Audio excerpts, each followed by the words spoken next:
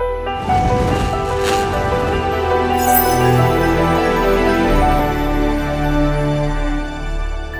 guys, alright, so we have another question here.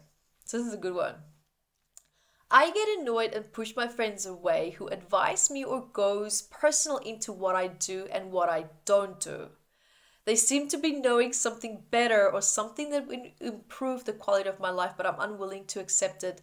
I also have big social anxiety issues myself. Okay, so firstly, I have really great videos about social anxiety and anxiety in itself and panic attacks on my YouTube video or channel, evetterose.com. So please go have a look at that and start combating that.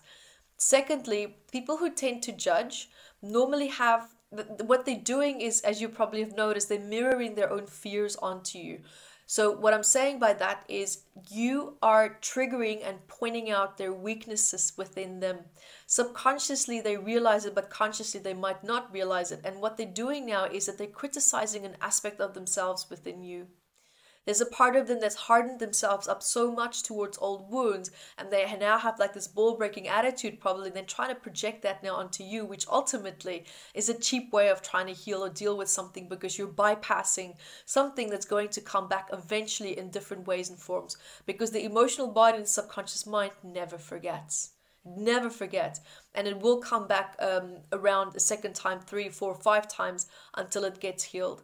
So what they also hear perhaps are happening here, another aspect is that if you do something that they don't understand, normally what happens is it is in our nature to fear and to fight and attack what we don't understand.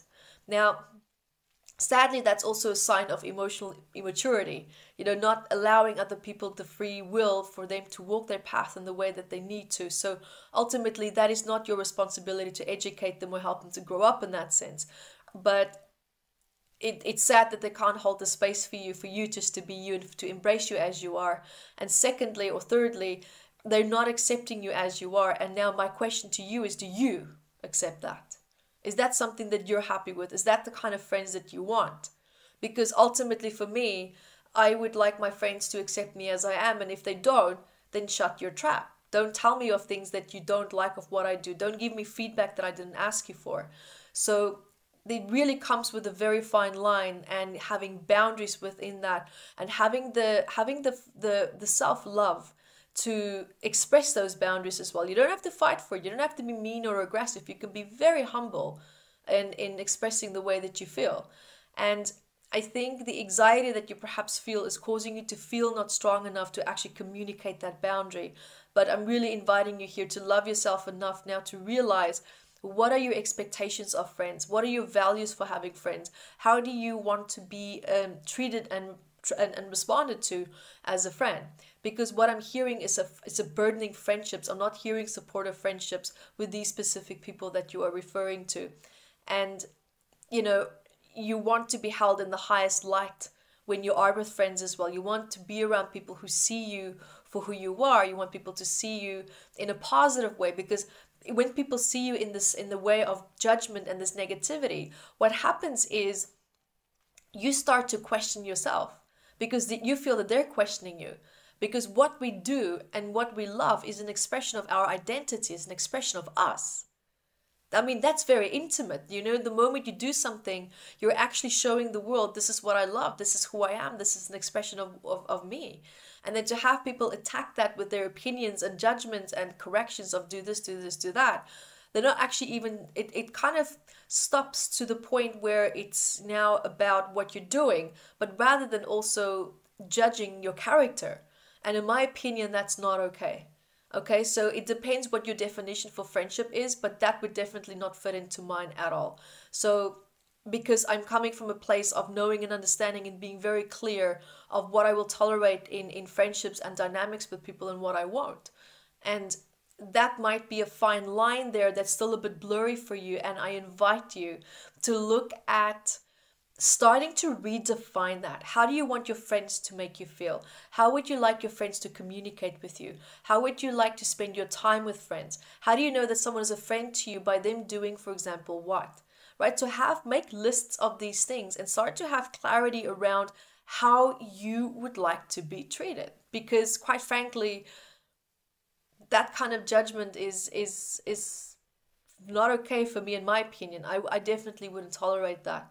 So, and now what you're doing is you're pushing your friends away, which is actually telling me that you're trying to set boundaries. Pushing someone away is a boundary, but listen, that's a failed boundary. That is not a boundary coming from self-empowerment, because to self-isolate or to push someone away, that's just dealing with the symptom of the problem, not with the actual problem itself. So clear communication with love, ease, and grace can do a lot here. And, you know, trying not to get too many emotions involved, but rather than looking at the problem from a constructive perspective and looking at solutions rather than telling them what they're doing wrong. And how you can do that is, for example, tell them, listen, I have a stone on my heart, and I really need to ask you something and really need to talk to you about something. And, you know, I've noticed this pattern and this feedback that you sometimes give me, and it really hurts me. It makes me feel really bad. It doesn't feel good in our relationship dynamic. And I really would like to look at how can we constructively work forward in this friendship so that your dreams and your goals and what you love to do is held in the highest light. And the same for me, you know. And they might come back and say, yeah, but I'm concerned about X, Y, Z. And they need to understand that that is your concern. That is not their concern. Because sometimes what people do in these cases as well is that, yeah, but I'm concerned about you X, Y, Z. And I'm sitting here thinking, I'm like, yeah, that sounds like a subtle form of control here, because this is not about me anymore. It's just about you and how you feel. Aren't you happy that I'm happy, and why can't we just leave it at that?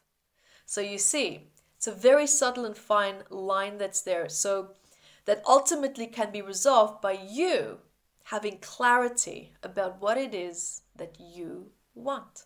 And then when you know that, stick to it. Great questions, guys. Thank you. Hi guys, thank you for joining me, and remember to grab your copy of Metaphysical Anatomy on Amazon, 679 medical ailments.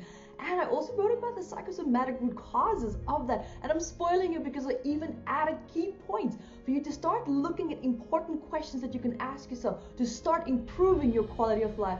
And also remember to catch me on Instagram, Evette Rose, 1 with the digit 1, and Metaphysical Anatomy on our Facebook fan page. Bye guys.